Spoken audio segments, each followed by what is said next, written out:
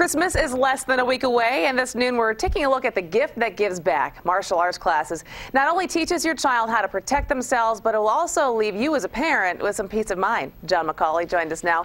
And who'd you bring with you today? Today we have with us Sung-Yi Pei and Mi-Hee Pei and Master Chapone. And as you can see, they're all advanced black belts and has trained for many years.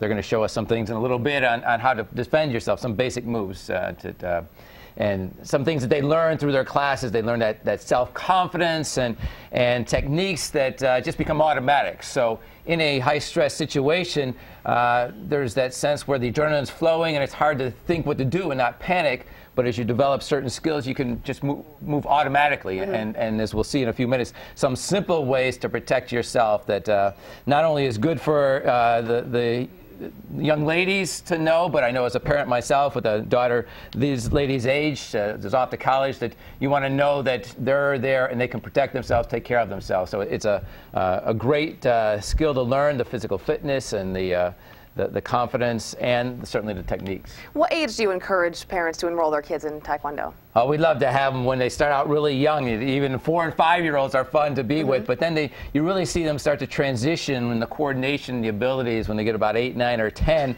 and then the teenagers are just incredible when they start out young. They're doing things that I would only dream of being able to do. So when you talk about the confidence issue, kids who have good self-confidence are less likely to become victims of bullies, or less likely to bully someone else. Yeah. So that must be a huge factor now with so much talk about bullying in schools. Right. Yeah, and as you learn to defend yourself, you just project a confidence that people know this person isn't someone you're going to mess with. You're not there to beat people up, but they just know, they just sense it. Even on the streets, you walk the streets of the city, people can sense who's vulnerable, who's not vulnerable. Okay, so. I know you have a demonstration, so right, I'll step we out have of the some way. techniques that we want to do.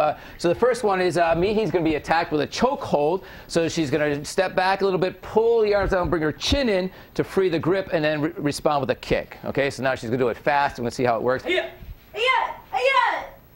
Good.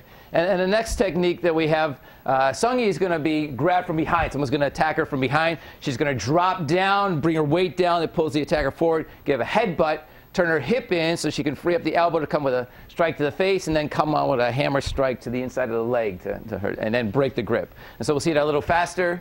So she's going to drop.